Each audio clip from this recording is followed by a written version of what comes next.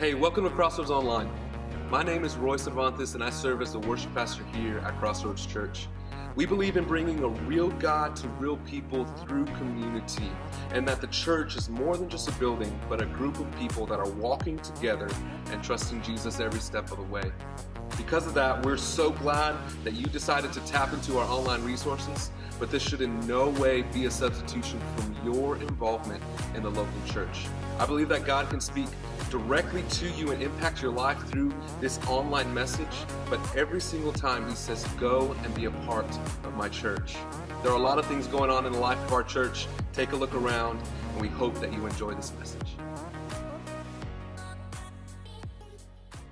Hey, so I'm Joel. I'm the teaching pastor, and we're going to finish our series today called Selfless. And I want to talk today about selfless action, what it looks like to take action and be generous with our actions. But, you know, I was thinking a lot about right now, if you Christmas, something about Christmas time, it's kind of heavy for a lot of people. Some people struggle at Christmas time. They get a lot, really depressed. Some people start thinking about family members they've lost. Other people just deal with a lot of anxiety and fear.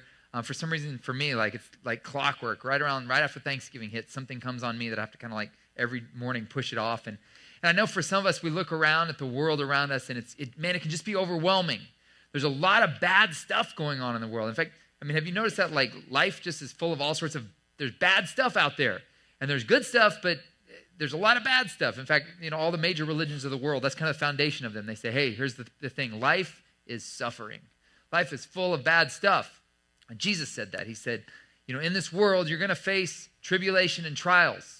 And if you ended it there, that would be a real bummer. But he ends it by saying, but take heart, I have overcome the world.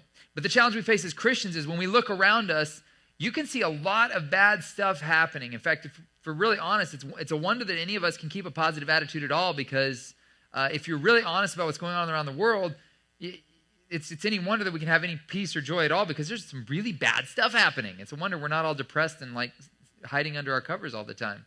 There's all sorts of bad things that can happen in the world, and I know a tendency is to look at that and get completely overwhelmed by it. So I want to talk today about when you feel overwhelmed by what you see around you, what do you do? And I think the key comes in selflessness. When I was about 12 years old, I think it was 11 or 12, my dad, he called our family all into my sister's room, and he announced to us that we were going to be moving to a country called Guatemala as missionaries. And we were going to go help a bunch of poor people in Guatemala. And I was not excited about that as a 12-year-old, right? Things were starting to look up for me. I was just starting to sit with the cool kids at lunch, and I would start to actually swing at the baseball rather than run from it when they throw the ball. So it was things were looking up for my little 12-year-old self. And then Dad decided he was going to ruin it by having us go help poor people, right?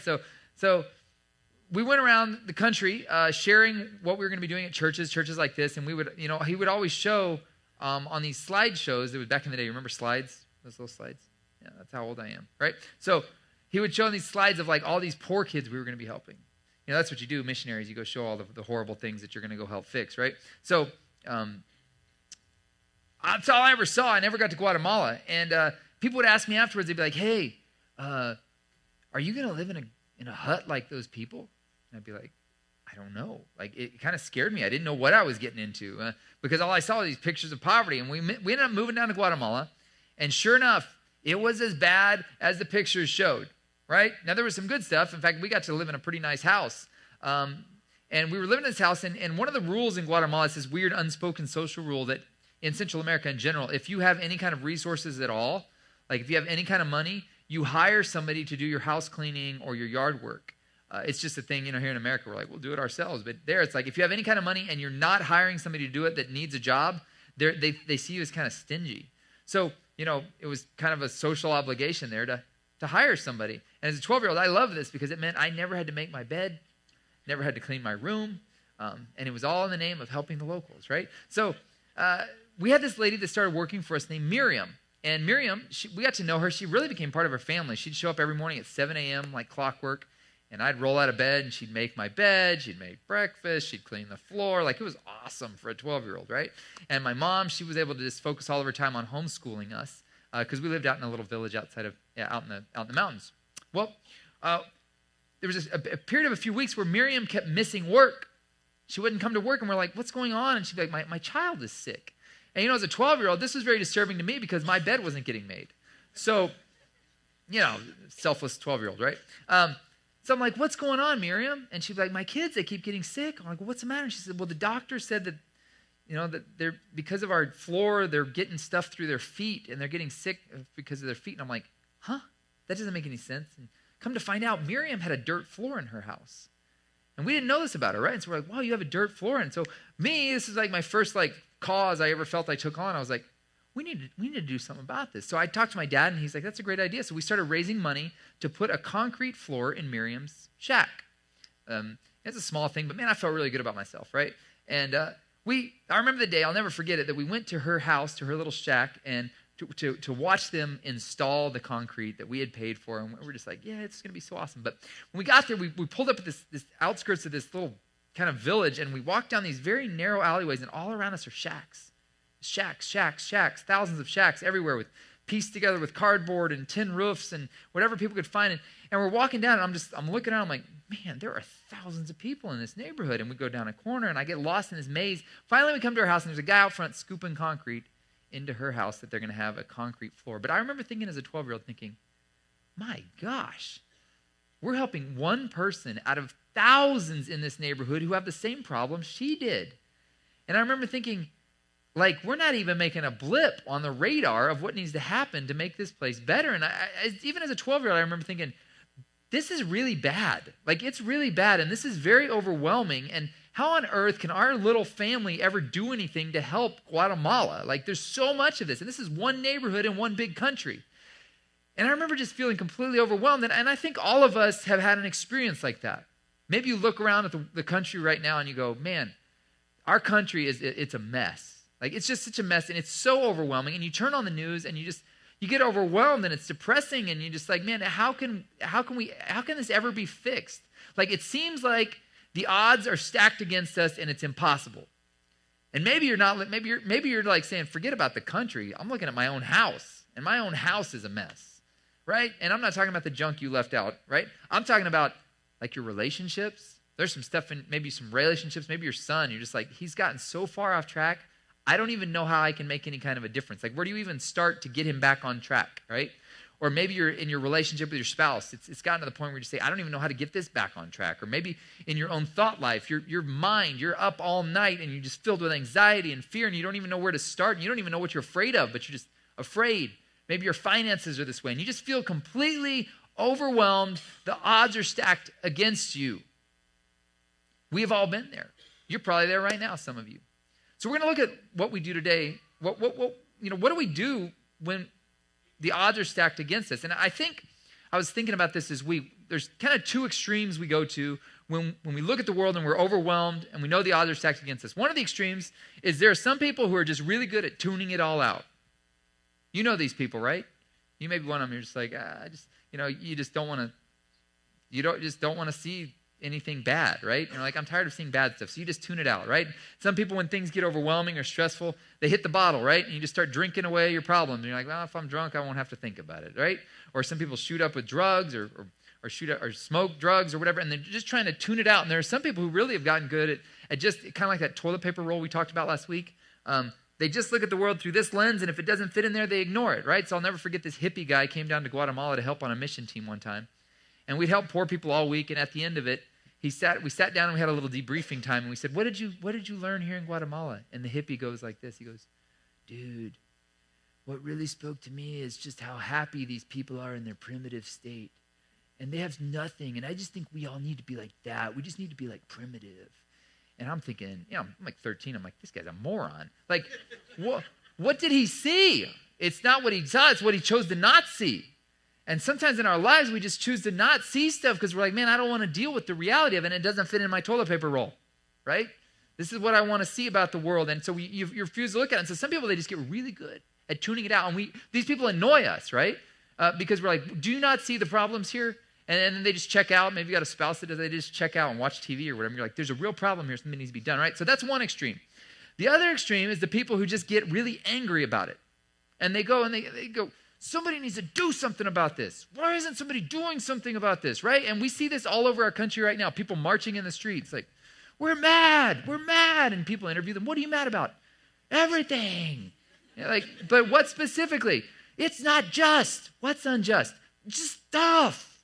And you're like, but they're just mad. They're like, somebody needs to do something. Something bad happened to me, right? And what's really cracks me up is I see these kids at Ivy League schools protesting about injustice. I'm like, dude, you're part of the 1% that creates the injustice, right? Or what? Like, it's ridiculous. But it's just people get mad. And what it is they get overwhelmed with all of the bad they see. And you start to feel helpless and you want to respond.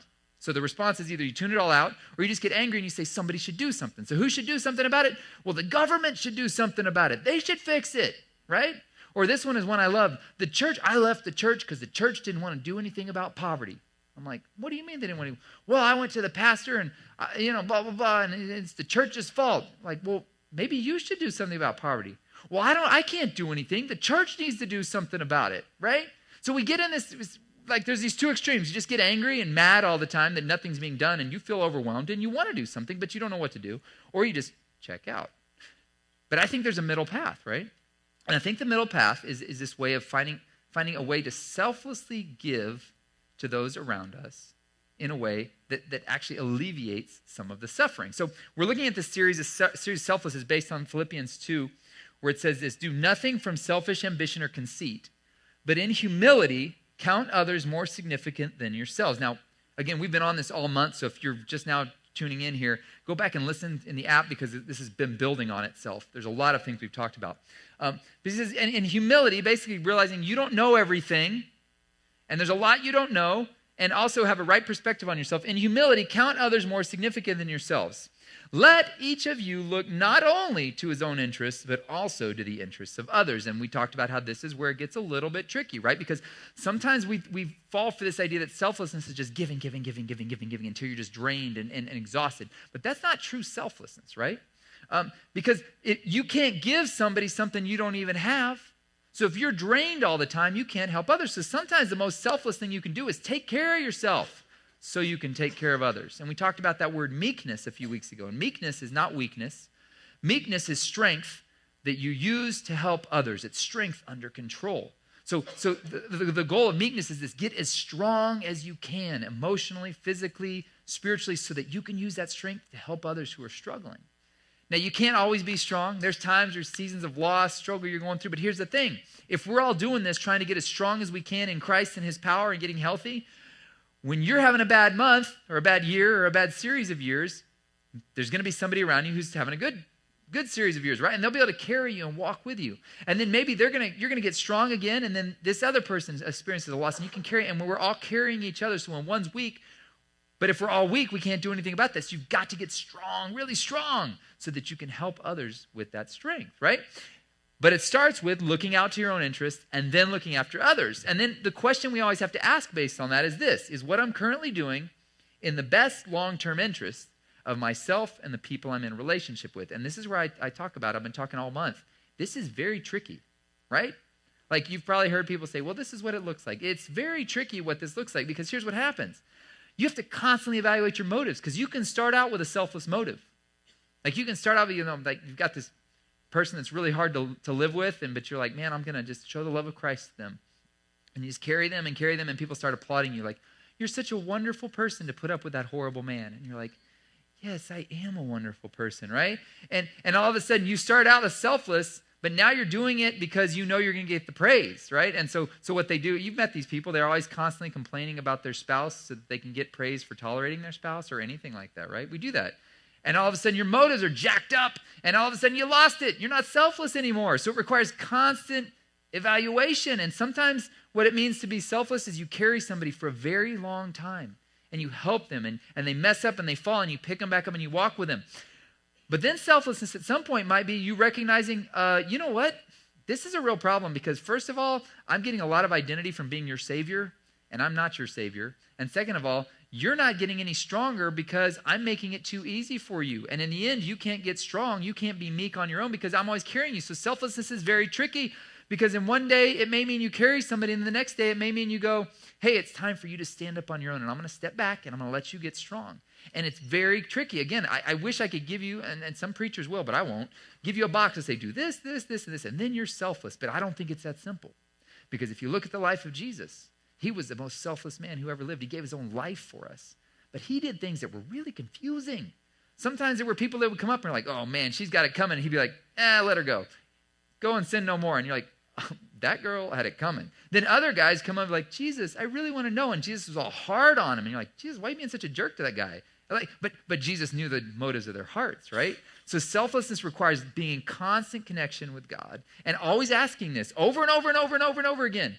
Is what I'm currently doing in the best long-term interest of myself and the people I'm in relationship with? So that's the context for looking today at this idea of acting out generosity when we feel completely overwhelmed, because there's a lot of bad stuff in the world.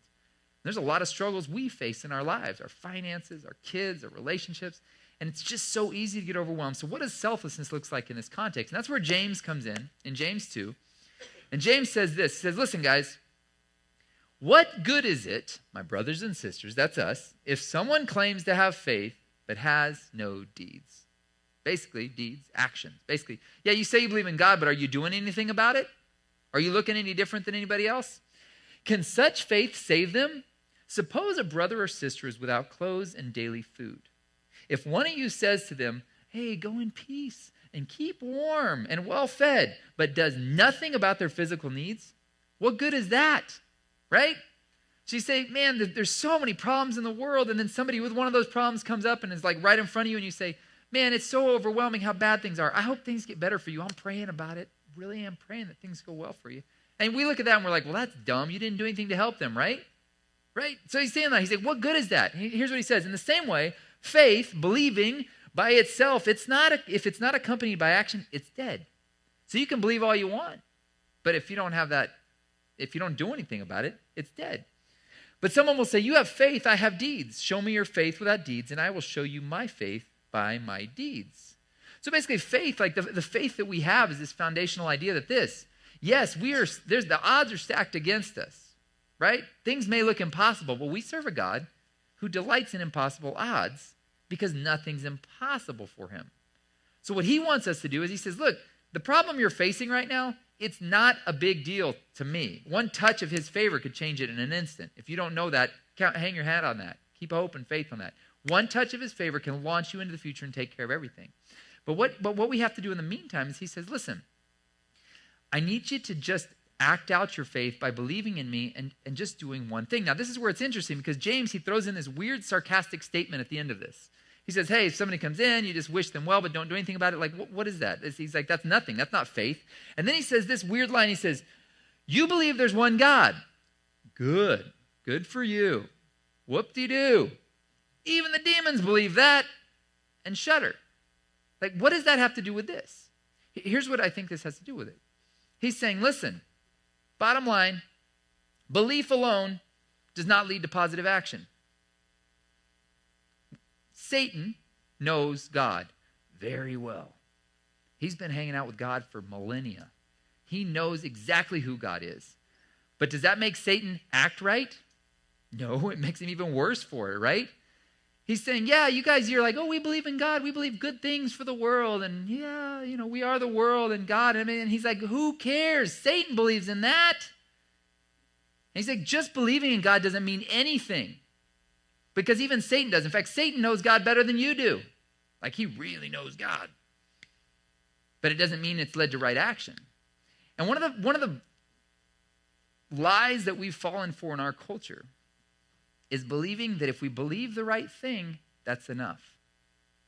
If we just believe the right thing, we've done something about it. In fact, I would translate it this way for our culture. Awareness does not equal action. If you've noticed, we live in a world where it's awareness of everything. Hashtag ALS awareness. Hashtag cancer awareness. Hashtag awareness of the kids that were kidnapped in Nigeria and we need to bring back our girls, right? And listen, there's nothing, don't get me wrong, I believe in awareness because you can't do anything about something you don't know about, right? But we've fallen for this lie that awareness alone is enough. And it's not. Because Satan is very aware of God, but it doesn't do anything to change his action. And here's the challenge we face. I think this is a lie the enemy uses to keep us from doing anything. And make us think we're doing something when we feel overwhelmed. So we feel overwhelmed, like it's so horrible what happened to those girls that were kidnapped over here by these Muslim terrorists. What can I do? What can I do? And somebody comes along and says, just put hashtag bring back our girls on your arm, and then you've done something. But has anything actually been done? No. But we think something's been done. And then what makes it worse is this thing, we live in this world that they value this thing called virtue signaling. This is a sociological term, okay? Now, you've all seen people do this, and they annoy us. The action or practice of publicly expressing opinions or sentiments intended to demonstrate one's good character or the moral correctness of one's position on a particular issue. And what compounds this is we live in a very politically correct world, okay? So there are these people out there, these gatekeepers that are telling you what you should believe. This is the right thing to believe. And what they do is they get up and they all pronounce it. And this is the thing that drives me crazy. Hollywood's all like, oh, you should be for these people's rights. And they go do the complete opposite of that, right? There are all these people out there wanting you to think they're so amazing so that you'll get on board with their cause. And it's virtue signaling. Okay? Virtue signaling is basically saying, look how good I am because I believe the right thing. And James says, who cares? Satan believes the right thing. But he doesn't do anything good based on it. Believing is not enough. And it's a lie we all fall for. And this is really dangerous too, because this turns what looks like selflessness actually into selfishness. And it's a devious, deceptive thing. And we've all met people like this. We're like, you really don't care about that, but there's some sort of a reward you're getting from acting like you care about it. Right? And we see these people that care about women's rights, but then they're going abusing women behind the scenes in their offices in Washington, D.C. Baloney. Like, that's virtue signaling, and you're a liar, and it doesn't mean you're any better of a person for it. Sorry, I'm getting really preachy here. But this kind of stuff drives me crazy, because we live in a world that's started to believe that if I'm just aware enough of it, that means I'm doing something about it. And Jesus says, no, that doesn't mean anything. I want you to do something. I want you to do something. Now, here's the thing. We all feel overwhelmed. And we feel overwhelmed. We're like, how could I do something? It's like putting one concrete slab in a house when there's 10,000 other houses around that live in the dirt. Like, what can you do? And here's my solution to that. Here's my action step for you today. I don't believe that we're called to reach everybody, but I believe you're called to reach one at least. So what you got to do is this. Do for the one what you wish you could do for all. When you feel completely overwhelmed, when you feel like there's just no way we could solve the world's problems, don't worry about the world's problems. Do the best you can to alleviate the suffering of one person in your vicinity. Start there. Just do one. And here's the cool thing about it. This is what faith, like Jesus said, if you've got faith the size of a tiny little mustard seed, you can move a mountain. And that's all it takes sometimes. Like, you can't solve the world's problems. You probably can't even solve the problems in your own family. But I know somebody that can. It's Jesus. And he says, listen, awareness of the problem isn't enough. Don't think that just because you're aware of it, you're fixing anything. I want you to do something. I want you to say that, look, I believe so much that God can do what's impossible that I'm going to take one tiny step towards that impossible thing and just see what he does. And here's what happens, man. When you take that step, it's like it activates God. He's like, there's one of my people that believe right there. And when that happens, it says it's without faith, it's impossible to please God. He who comes to God must believe that he is, and he rewards those who seek him. When you've got that faith and you say, man, I can't fix the whole world. But you know what? I can fix that one problem right in front of me. I can invest in that one, working on that one relationship right now with me. And here's the cool thing about it. We're at Christmas time, right? This is a great time to start practicing this. You look around and you see the needs of everybody here in Seguin or the area around us. And you say, man, what can we possibly do to help all these people? Listen, don't worry about that. What can you do to help one person? And there's probably already somebody in your life right now that you know you need to make that investment. And when I say investment, remember, selflessness is tricky. You can't truly be selfless if you don't know someone's story. We talked about this last week. And what we often do is like, well, the selfless thing to do is I'll go buy them a turkey dinner and then give them all gifts and just go and dump it at their house and be like, peace out, have a good Christmas. And we never take the time to invest in them, and we don't really know what they need, because selflessness requires really getting to know that person and what they actually need, and you can't do that apart from a relationship. So what I want to encourage you to do is invest yourself in one person, maybe one family. And maybe what they need is a turkey dinner and gifts or something. But maybe what they need is, man, they just need somebody to come in and check on them. That mom, she feels so lonely and needs somebody to maybe watch the kids one time so she can just get some time on her own, or whatever it is. It's a small thing, right? But you can't be selfless if you don't know the person. Otherwise, you're just saying, here's what they need, and that's not what they really need. Selflessness requires engagement and investment in that person. So who's that person? Who's that family you need to invest in? Do for the one. Forget about the big problem out there. Just forget about it. Aim low. What's right in front of you? What can you do right now? And because when you take that step of faith, man, God, it's the weirdest thing. God he just loves to use one person. He says, I'm just looking for somebody to use. And if you'll just take the step of faith, saying, I believe so much that God can do impossible things, that I'm actually going to step towards the impossible thing. I'm not going to ignore it, and I'm not just going to get mad that nobody's doing anything about it. I'm going to be the one. I'm going to do it, and you can do it. Listen to me. You can do this. God has used people that are far less capable than any of us. And it's not because they're so great. It's because they had the courage to take the one step of faith and just say, man, I believe God can do the impossible. So I may look dumb trying this, but I'm going to go try and solve one. I'm going to alleviate the suffering of one person. You start doing that, man, and the forces of heaven come behind you.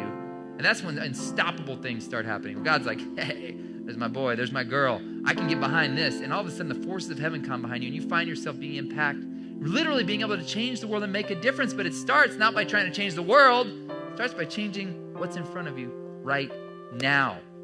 Awareness isn't enough. You got to do something about it. Don't fall for the lie. That's the enemy trying to convince you that if you're just aware and you tell people how badly you feel about the situation, you're doing it. James would say, no.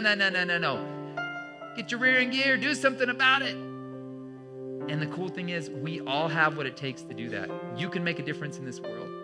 You've got it. You've got what it takes. You're not disqualified because of your past. No matter how incapable or insignificant you feel, or uneducated, or like you have no resources, you can make this difference. Because it's God working in you that's going to do it. He's just asking you to take the step of faith. Without faith, it's impossible to please God. And one faith is just a tiny little step.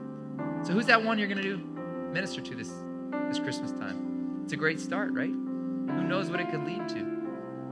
Truly selflessly giving of yourself by taking action on the suffering and the needs of those right in front of you. A couple weeks ago, I called a friend of mine that when we moved to Guatemala when I was just a kid, she moved down there with us to be our teacher.